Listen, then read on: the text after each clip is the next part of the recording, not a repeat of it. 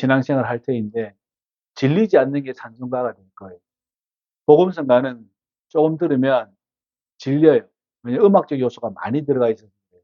근데 찬송가는 그렇지 않아요. 가사에 많이 집중되어 있어요. 그죠? 뿐만 아니라 어, 이 찬송가를 집필하신 분들이 그죠? 딱 이렇게 하실 때 얼마나 또 대단한 분들이 하셨겠어요? 찬송가를 가까이 하는 것, 그것은 아주 중요합니다. 오늘은 가정주일로 지킵니다. 거룩한 가정주일, 성가정주일 뭐 이렇게 표현하기도 합니다만은 우리가 가정주일로 지키는 것은 5월달이 세상에서는 5월달이 가정주일이잖아요. 어버이날, 어린이날, 스승의 날 뿐만 아니라 여러 가지 날들이 많이 있죠. 세상은 그렇게 기준을 정해 놓았습니다. 그래서 어버이를 생각하고 자녀를 생각하고 스승을 생각하고 뭐 이웃을 생각해라. 뭐 이렇게 뭐 하죠. 그죠? 근데 그리스도교는 성탄절 다음 날을 가정주일로 지킵니다. 왜냐하면 아기가 태어났고 그 아이에 대해서 우리가 생각을 해 보는 것이죠. 기준은 이겁니다. 기준은 요셉과 마리아와 아기가 있잖아요. 그죠? 요셉과 마리아와 아기가 하나의 가정이죠. 음. 그래서 여러분들이 여러분들 가정에서도 여러분 남편과 아내와 남편과 아이가 있다라면 남편은 요셉의 역할을 해야 하고 아내는 뭐요? 마리아의 역할을 하고 아이는 예수의 역할을 해야 된다. 그렇게 서로를 봐야 된다라는 기준점인 거죠. 그러면 더 설명할 이유가 없어요. 그죠? 그 사도 바울이 계속 교회에다가 이야기하잖아요. 아내에게 남편에게 주께 하듯 해라. 뭐 아내는 남편에게 복종해라. 아이를 노엽게 하지 마라. 부모 이런 말을 자잘구르게 이야기를 안 해도 되는 기준만 알고 있으면 특별하게 이야기를 많이 안 해도 되죠. 그죠? 1 더하기 1은 2잖아요. 그죠? 1 더하기 1은 2입니다. 그러면 1 더하기 뭘 더하면 2가 되나요? 기준만 알면 내가 뭘 할 수 있죠. 뭐에 1을 더하면 2가 되죠? 1을 더하면 되죠. 그죠? 어떤 수에 1을 더하면 2가 되는 걸 알고 있죠. 가정을 어떻게 생각해야 합니까? 라고 생각하면, 내가 남자라면 내가 요셉의 역할을 해야 하고, 내가 여자라면 내가 마리아의 역할을 해야 하는구나. 라고 기본적으로 생각하고 있어야 된다라는 것입니다. 그죠? 맞잖아요. 그러니까 여러분, 이혼은, 이혼은 얼마나 큰 죄인 줄 알겠지? 요셉과 마리아가 헤어졌어요? 안 헤어졌잖아요. 이혼이 얼마나 큰 죄인 줄 아시겠지, 그죠? 그러니까 잘 생각해야 됩니다. 잘 생각해야 돼요. 내가 한 사람과 결혼했다라면 어떻게 해요? 그리스도의 거룩한 가정을 이루어가야 하는데 이혼을 생각하는 것은 어떻게 해요? 큰 죄를 짓는 거예요. 그럼 이혼한 사람 교회 오지 말라는 이야기냐? 그 이야기가 아니고 나의 생각과 마음과 틀을 어떻게 해요? 딱 기준을 잡아 놓으라는 얘기예요. 남자는 요셉의 역할을 하고 여자는 마리아의 역할을 하는 게 맞다. 그죠? 그렇게 하면 또 다른 여러 가지 기준점을 설명을 받을 이유도 없고 설명할 이유도 없는데 항상 계속 설명이 되죠. 자, 오늘 말씀입니다. 41절에 그의 부모가 해마다 6월절이 되면 예루살렘으로 갔다 이렇게 이야기합니다. 그의 부모가 아이와 함께 친족들과 함께 해마다 6월절이 되면 예루살렘으로 갔다라고 말합니다. 그래서 절기를 지키는 모습을 보여주고 있죠. 이 가정이 절기를 유대 절기지만 6월절, 초막절, 그다음 무교절을 지키는 모습을 보여줍니다. 그죠? 사실은 여자는 안 가도 돼요. 굳이 안 가도 돼요. 근데 따라가죠. 그죠? 마리아는 따라갑니다. 그러니까 이 가정이 어떻게 해요? 갔다라는 거예요. 남자들은 항상 이렇게 갔었어야 돼요. 6월절이나 그다음 오순절이나 초막절, 장막절에는 꼭 예루살렘으로 올라가야 합니다. 그게 명시되어 있어요, 율법에. 율법을 지켰다라는 겁니다. 여러분, 율법은 무시되어지는 게 아니라 율법은 복음 아래에 있다라는 이야기를 하고 싶은 거지 율법이 무시되어진다는 건 아닙니다. 그죠? 율법을 무시하는 게 아니라 율법은 복음 안에 있다라고 우리는 말을 하는 거죠. 그래서 복음은 율법을 어떻게 하죠? 완성시킨다라고 성경은 말하고 있다라는 겁니다. 그러니까 절기가 있으니까 가는 거예요. 그 절기에 가는 거죠. 그럼 절기에만 하나님을 사랑했나요? 아니죠.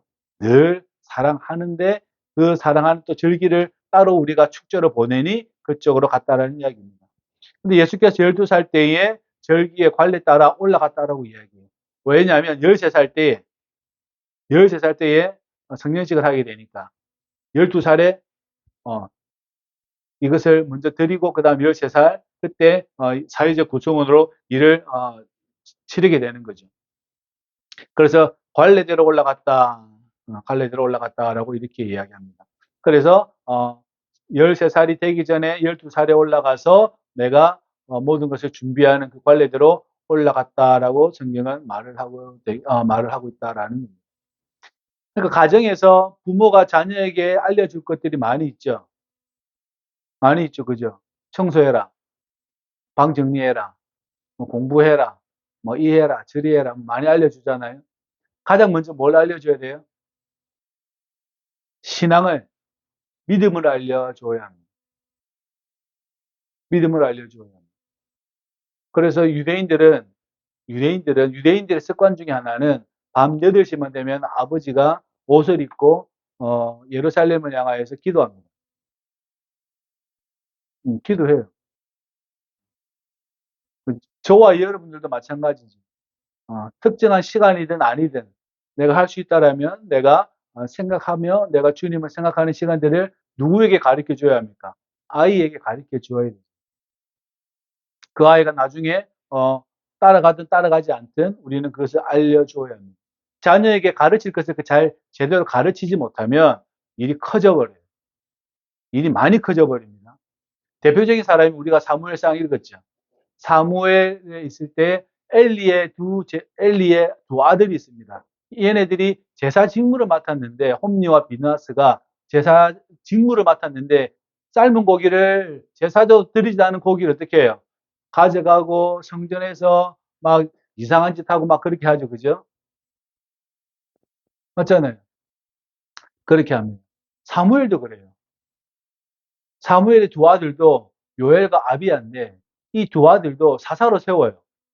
사사로 세운다고. 사무엘이 나이가 늙어가지고 두 아들을 사사로 세우는데 요엘과 아비야예요. 이 요엘과 아비야가 재판을 굽게, 다시 말하면 돈을 받고 뇌물을 받고 올바른 판결을 내리지 않아요. 그러니까 이스라엘 사람들이 찾아와 가지고 당신 아들이 지금 그렇다. 그러니까 어떻게 하냐면 우리에게 왕을 세워달라. 이렇게 이야기한단 말이에요.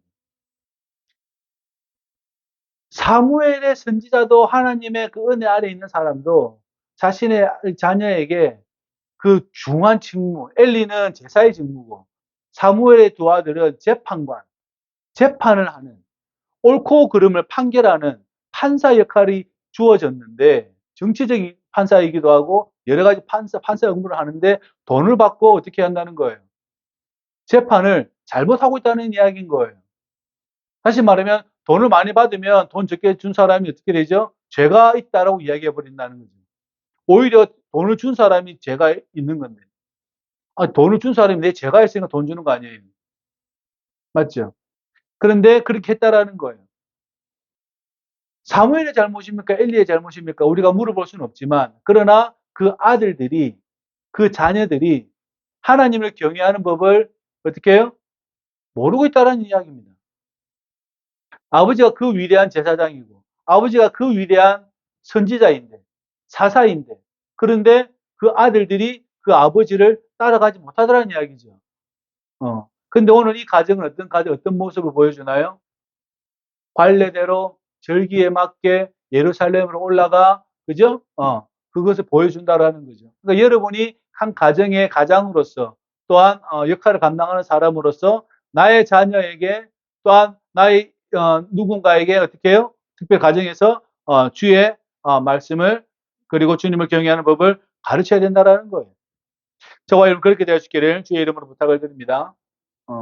내 아들이 돈 받고 뇌물 받고 판결 굽게 하는 거 보면 저 같으면 많이 힘들 것 같은데. 제사도 드리기 전에 고기 먼저 건져가 버리면 제가 많이 힘들 것 같은데요. 부모의 마음이 그렇게 돼야 되지 않겠습니까? 그죠? 어, 멱살 잡고 끄집어 와서라도 그러면 안 된다라고 이야기해야 되지 않겠어요? 우리가 그렇게 될 수 있기를 바랍니다. 그것이 어릴 때부터, 태어날 때부터 그것을 우리가 본을 보여줌으로써 우리 아이들이 그것을 잘 따라가는 그러한 모든 이가 되기를 소망하고, 뿐만 아니라 부부 간의 관계에 있어도 마찬가지죠. 내가 아내에 대한 권리와 책임을 다하고, 아내 또한 남편에 대한 권리와 책임을 다하는 것, 그것이 얼마나 중요합니까? 요즘에 이혼이 얼마나 많아요. 그냥 한 집 건너 이혼이잖아요. 한 집 건너 이혼, 한 집 건너 이혼. 정확한 데이터는 없습니다만. 남편과 아내가 서로에 대한 책임과 의무를 다하는 것, 거룩한 행실을 가지는 것, 이것은 얼마나 중요한 일입니까? 그죠? 저와 여러분들이 그러한 우리의 가정을 꾸려갈 수 있기를 주의 이름으로 부탁을 드립니다. 그런데 그 날들을 마치고, 유월절을 마치고, 돌아갑니다. 근데 예수님은 예루살렘에 성전에 머물렀다고, 예루살렘에 머무셨다고 말합니다. 유월절 다 마치고 돌아가는데 부모는 이를 알지 못했다는 거예요. 왜냐하면 남자는 남자대로 가고 여자는 여자대로 가고 이렇게 가거든요. 아니면 아이들은 친족에 끼어가고 이쪽에 끼어가고, 그러니까 같이 없으면 엄마 쪽에 있겠지. 엄마는 아빠 쪽에 있겠지.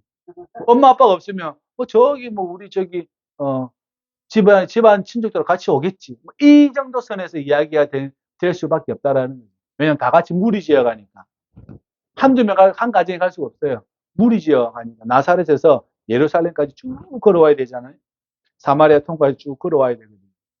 그러면 이렇게 갔다라는 거예요. 그 날들을 마치고 예루살렘에서 유월절을 마치고 돌아가는데 어디에 속했는지를 몰랐던 거죠. 그런데 예수님은 예루살렘에 머무셨다라고 이렇게 이야기한 거죠. 자발적으로 머무신 거예요. 부모가 시켜서 머문 게 아니라. 그죠? 보통은 12살이면 어떻게 해야 되겠어요? 따라갔겠지, 그죠? 근데 예수님은 예루살렘에 머무셨다라고 말씀합니다. 그러니까 이제 부모들이 찾습니다. 난리가 났습니다. 동행 중에 44절에 보시면 동행 중에 있는 줄로 생각하고 하루 길을 간 후 친족과 아는 자 중에서 찾았다라고 말씀합니다. 찾아도 이제 없죠. 이제 없어요. 45절에 보면 만나지 못함에 찾으면서 예루살렘으로 돌아갔다라고 말합니다. 다시 말하면 어, 거꾸로 이렇게 찾으면서 이렇게 올라갔다라는 이야기죠. 저도 지난번에 운동하다가 카드를 떨어뜨렸어요. 제가 카드를 빼다가 떨어뜨렸나 봐요. 그러니까 생각을 거꾸로 해가지고 보통 그렇게 찾잖아요. 우리 모두가 내가 운동장에서 몇 바퀴 돌았지. 그러면 운동장을 거꾸로 찾는 거죠. 출발 지점에서 이렇게 찾기도 하고 거꾸로 이렇게 찾기도 하니까 이렇게 찾으는 카드가 있어요. 어디 갔겠어요? 제가 움직이는 동선이 정확한데 딱 운동장 이렇게 돌고 그다음 10으로 와서 엘리베이터를 타려고 했는데 없는 거예요. 뭐가 허전해요. 카드가 없는 거죠. 그럼 다시 뒤로 돌아가지고 거꾸로 이렇게 찾아가서 이렇게 가보니까 있더라고요. 예루살렘으로 돌아가는 길을 더듬으면서 찾아간 거예요. 더듬으면서 찾아갔죠. 그죠? 그랬다라는 거예요. 이제 수고로움 있죠. 그죠? 근데 이 이제 요셉과 마리아가 나중에 예수님을 만나면서 그 마음에 조바심이 일어났어요. 그래서 이제 나중에 이야기하는 장면이 나오죠. 그런데 그 마리아뿐만 아니라 요셉은 예수님을 어떠한 마음으로 찾았을까 우리는 생각할 수 있죠. 그죠? 근데 마리아와 요셉은 다른 부모들이 듣지 못한 걸 들었죠. 사실은 이분들은 일반 가정에서 일어날 일들이 아니라 엄청난 일을 지금 가지고 있는 비밀을 가지고 있는 자들이에요. 마리아도 그렇고 요셉도 그렇고 하나님의 비밀을 가지고 있어요. 맞죠? 그러니까 그 마음이 일어나는 그 마음이 어땠을까 우리가 생각해보고 상상할 수가 있겠죠. 그래서 그러면서 하루길을 왔는데 어떻게 해요? 매출에 사흘길을 갔어요. 사흘 후에 성전에서 예수님을 만납니다. 그리고 그가 예수님의 선생들 중에 앉아서 묻기도 하고 듣기도 하고 이런 일을 했다는 거예요. 이스라엘 사람들은 유명한 율법학자를 자기의 학파로 생각합니다. 여러분 잘 아시는 바울은 누구 학파에 있었어요? 가말리엘. 그죠?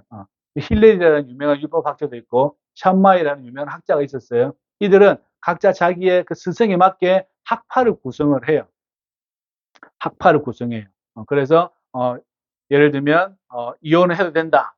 여기는 강하게 이야기하고 안 된다. 여기는 그래도 해도 된다. 뭐 이런 식으로 율법을 해석을 할 때 자기들 학파가 있다는 말이지. 그래서 예수님께서 그 성전에서 누구랑 이야기했는지는 모르겠지만 6월절에 성전에서 6월절이 지나고 성전에서 이야기할 만큼 이야기한 사람이라면 좀 높은 사람들이지 않았겠나라고 우리가 추측할 수 있죠. 그죠? 예수님이 그렇게 하고 있었다라는 거예요. 일반적으로는 율법과 선지서에 대한 예언서에 대한 이야기들을 많이 하고 있었다라는 것입니다. 그래서 예수님께서 사흘 성전에 그 율법의 학자들과 이야기하고 있는 거죠. 근데 12살의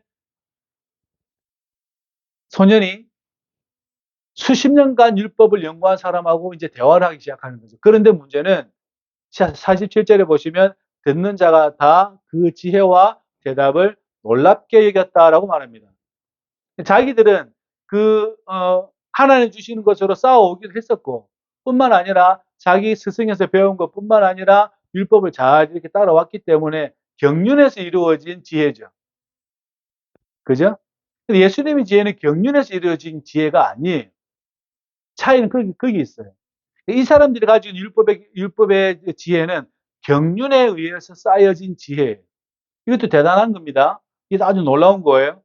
근데 이제 갓 12살 된 예수님의 지혜는 경륜에서 지어진 게 아니라 하나님께서 함께 하심으로 누가는 항상 뭘 중요하게 여겨요? 성령을 중요하게 여겨요. 성령께서 임하시고 함께 사역하고 있다는 것을 지금 보고 있는 거죠. 그죠? 그죠? 그래서 진정한 지혜가 예수님에게 있는 걸 보고 이 율법학자들이 놀라고 있는 거예요, 지금. 왜냐하면 나는 몇십 년을 통해서 이걸 알게 됐는데 이것을 넘어버렸어요. 그럼 어떻게 하겠어요? 그래서 놀라다는 말이 쓰러진다, 이 정도, 쓰러질 정도로 놀랍다, 이 뜻이에요. 그 앞에 그게 빠져 있어요. 그러니까 자지러질 정도로. 사람이 뭘 듣고 확 막 정신이 나갈 정도로 놀라운 비밀을 말하고 있다는 거예요. 그 율법학자가 자기 스승들에게 들었던 그 이야기들이 그 제자들도 훌륭하다고 생각하는데 우리 스승보다 더 놀라운 말을 누가 하고 있다는 거예요? 예수님이 하고 있다는 거예요. 예수님의 무슨 경륜이 있어서 무슨 학문적인 업적이 있어서 그 율법의 이야기를 하겠습니까? 그러면 결국은 어떤 이야기를 하는 거예요? 하나님께서 지금 예수님을 통해서 이야기를 하고 있다라는 것이죠. 그래서 누가는 성령이 중요해요. 그렇게 하고 있다라는 거죠. 그러니까 이 지혜는 하나님을 경외함으로 생기는 이 지혜지만 똑같이 출발했지만 경륜에서 출발한 게 아니라 하나님의 은혜로 되어졌다라는 겁니다. 선물로 주어졌다라는 겁니다. 그죠? 그렇게 될 때 이 사람이 뭐가 발달하면 지혜와 통찰력이 발달해요. 내가 이해력과 통찰력이 있다라면 저와 여러분들은 지혜 있는 사람이 됩니다. 그러니까 지혜를 많이 요구해야 돼요. 우리가 살아가면서 하나님께 지혜를 많이 요구해야 된다라는 것입니다. 기도해야 된다라는 것이죠. 그래야 사리를 분별하고 그다음에 세상을 이렇게 보는 눈이 발달하는 거예요. 내가 세상을 보는 눈이 있어야 되지 않겠어요? 그죠? 세상을 보는 눈이 있어야 합니다. 그걸 이해하는 능력도 필요하지만 세상을 바라보는 눈이 필요합니다. 그러니까 저와 여러분들이 세상을 바라보는 눈이 세상 사람들과 똑같으면 우리는 뭐가 좀 잘못된 거예요. 세상 사람들과 보는 눈이 똑같으면 잘못된 거라고. 그죠? 세상 사람들보다는 여러분이 수준이 높아야 되죠. 예수 믿는 사람이니까 그래요. 세상 사람들이 막 이렇게 이야기하면 거기에 동조가 되는 게 아니라 그것이 아니라고 설명할 수 있어야 하고, 굳이 말을 얹을 이유는 아니지만 여러분의 이해력과 통찰력이 세상 사람들보다는 높아야 합니다. 근데 세상의 언어를 가지고 와가지고 세상의 상식을 가지고 와서 교회에다가 뭔가를 이야기하는 것은 여러분이 여러분 스스로를 낮추는 거예요. 이 이해와 통찰력은 어디서부터 나옵니까? 하나님의 은혜와 말씀으로부터 나오겠죠. 그죠? 저와 여러분 그렇게 되시길 바랍니다. 지혜를 가지게 되면 나머지에 보는 시야와 식견과 이런 것들은 별로 중요하지 않다라는 거예요. 늘 하는 이야기지만 우리 예수님이 정치에 대한 이야기 안 하죠. 정치에 대한 이야기 한마디도 안 하죠. 그죠? 가해사에 사람이 와가지고 그 바리새인들이 와가지고 동전 하나를 와가지고 이렇게 질문하잖아요. 가해사에게 세금을 바치는 게 옳습니까? 아닙니까? 이렇게 얘기하잖아요. 가해사에게 세금을 바쳐야 됩니까? 안 바쳐야 됩니까? 라고 물어봐요. 그 예수님은 가해사에 바쳐야 된다고 하면 어떻게 되죠? 이 사람은 민족 반역자고요. 그래서 가해사에게 세금을 안 바치면 안 된다고 이야기하면은 로마 반정부주의자가 되는 거죠. 그러니까 우리 예수님이 뭐라고 이야기하세요? 가해사의 것은 가해사에게 바치고 하나님의 것은 하나님께 바쳐라 이렇게 이야기하죠. 정치적 이야기 안 해요. 우리 예수님 정치적 이야기 안 한다고. 할 줄 몰라서 안 해요? 할 이유가 없어서 안 한다니까요. 예수님 입에 그 저급한 이야기를 담아서 뭐 할 거예요? 여러분의 입에 이 저급한 이야기를 담아서 뭐 할 거예요? 저 거리에서 막 하시는 데모하시는 목사님들 쭉 있잖아요. 성경을 좀 봐야 돼요. 예수님이 안 한 걸 왜 굳이 합니까? 한 걸 예수님이 하신 걸 따라가도 버거운데 안 한 것까지 하려고 그러니 얼마나 삶이 힘들겠어요. 그죠? 잘 들으시기 바랍니다. 그것이 여러분에게 큰 도움이 될 겁니다. 그러니까 마태복음은 상상수훈이 끝나고 난 다음에 어떻게 이야기하냐면 사람들이 다 놀랬다. 왜냐하면 그 가르치는 것이 권위 있는 자와 같고 서기관과 같지 않더라라고 마태복음 이야기하죠. 그죠? 산상수훈이 쭉 끝나요. 5장부터 7장까지. 7장 28절은 뭐라고 이야기하냐면 이분이 말씀하는 게 자기들의 율법학자와 서기관들과 바리새인들이 이야기하는 것과 같지 않다라고 이야기하면서 놀랬다라는 거예요. 지금 그렇게 놀라고 있는 거예요. 지금 성전에서 벌어진 일이 그래요. 성전에서 벌어진 일이 그렇다는 거예요. 예수님이 사역이 시작하고 그 상상수훈이 시작되는 그 놀라움처럼 이 누가복음 12살의 예수님에게 그 내용이 그들에게 놀랄 정도로 사람이 쓰러질 정도로 사람 마음이 간담이 서늘해질 정도로 어떻게 했다는 거예요. 놀라고 있다라는 거예요. 그래서 48절에 보시면 그의 부모가 보고 놀랍니다. 왜냐하면 율법학자와 이야기하고 있으니까. 대단한 사람들하고 이야기를 하고 있는데 마리아가 이렇게 물어봅니다. 아이야 어찌하여 우리에게 이렇게 했냐. 내 아버지와 내가 근심하여 너를 찾았다. 이렇게 말을 하고 있다는 거예요. 놀란 이유는 뭐예요? 성전에 있고 또 당대의 최고의 학자들과 지금 토론하고 있고 그죠? 그들이 토론하고 있는데 뭐 가르치거나 가르침을 받거나 뭐 이런 상태가 아니라 그들이 정신이 혼미하고 있다는 거죠. 그 보고 부모도 놀란 거죠. 그러지 않아도 하나님의 비밀이 요 안에서 있어가지고 이걸 어찌할 수가 없는 사람들인데 그런데 그 어린 그 예수님이 거기에서 당대 학자들과 이야기하는데 그 학자들이 정신이 나갔어요. 정신이 없어. 내 평생 쌓아온 것보다 한마디 그 말이 더 세게 나오니까 그렇게 되는 거예요. 그 근심에서 찾았다 이렇게 얘기합니다. 여기서 쓰는 그 근심이 어디서 쓰냐면 부자 나사로 있죠. 부자 나사로. 부자 나사로가 저 지옥에서 아브라함에게 나사로의 그 손끝에 물을 찍어가지고 내 혀에 좀 넣었으면 좋겠습니다. 내가 너무 괴롭습니다. 라는 그 괴로움과 똑같은 말이에요. 이 말이. 그만큼 괴로웠다는 거예요. 왜 괴로우냐면 하나님의 비밀을 가지고 있으니까. 이 두 분은. 맞죠? 맞잖아요. 결혼도 하지 않았는데 내 아내가 임신을 했어요. 근데 이 여자는 남자를 알지도 못하는데 하나님의 성령으로 임신했어요. 이 뭔 일이에요?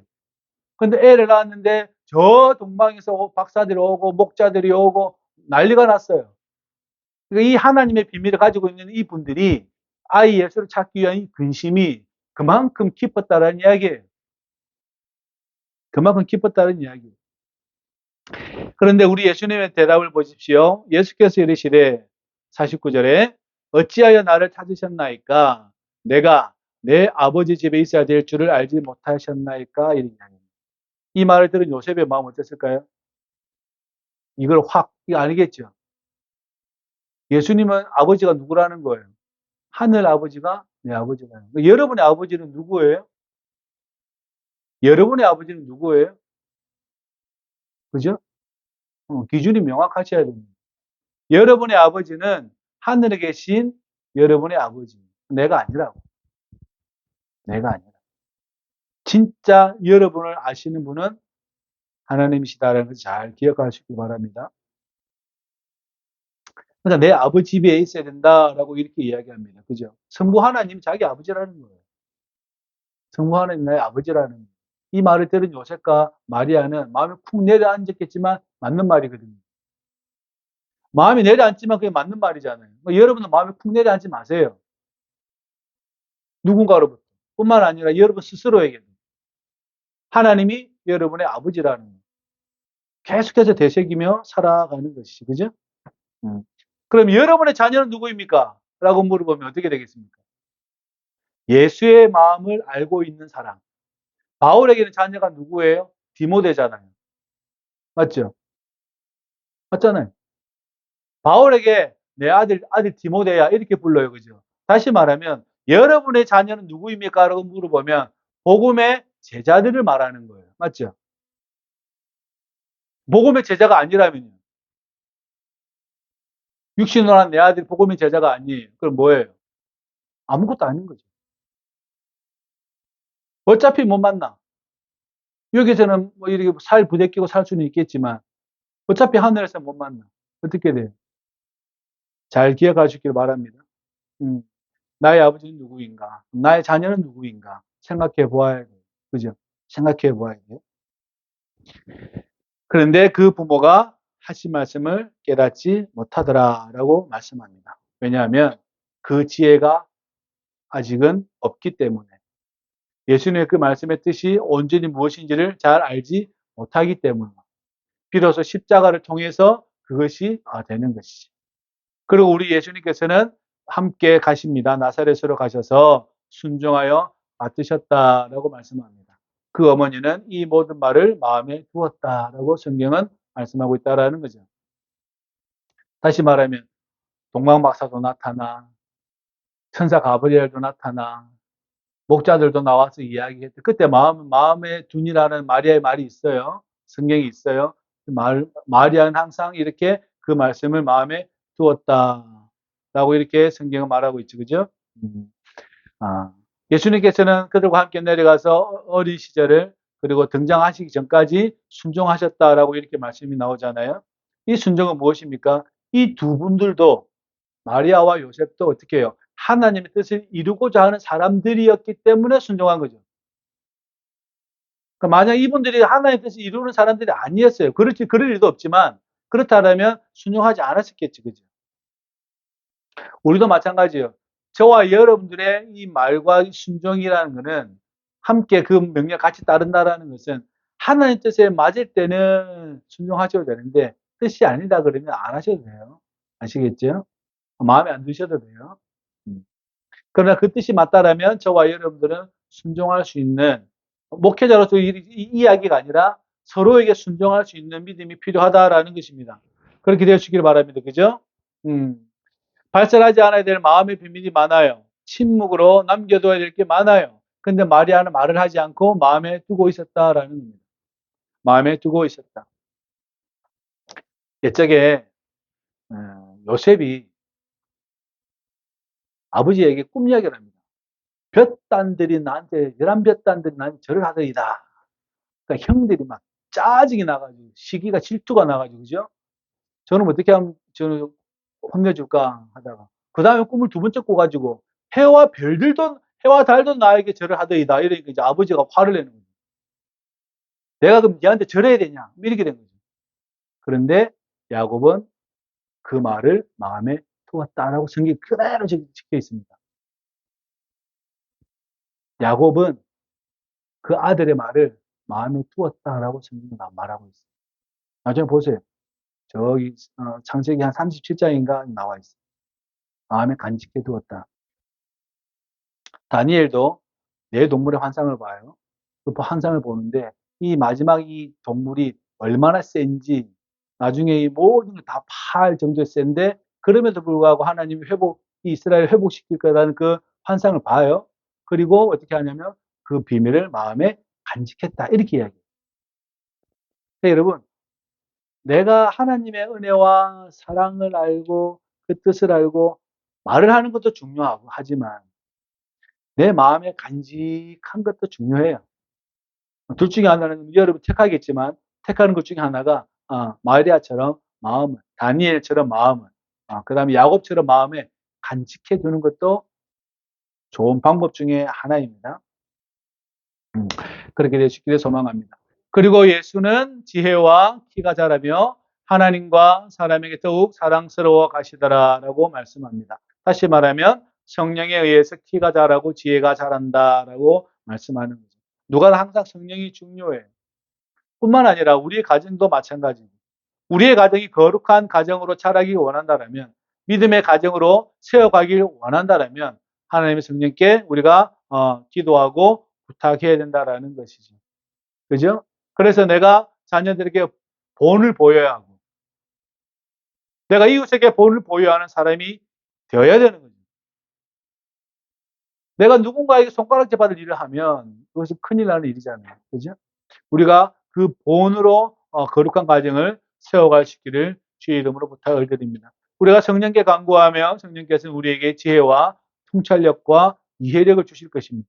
그러면 우리가 세상에서 요구하는 상식이 아니라 세상에서 원하는 시야가 아니라 저와 여러분들이 하나님의 마음과 시선을 가지고 살아갈 수 있는 사람이 되겠죠. 그것이 우리에게 필요하다라는 것입니다.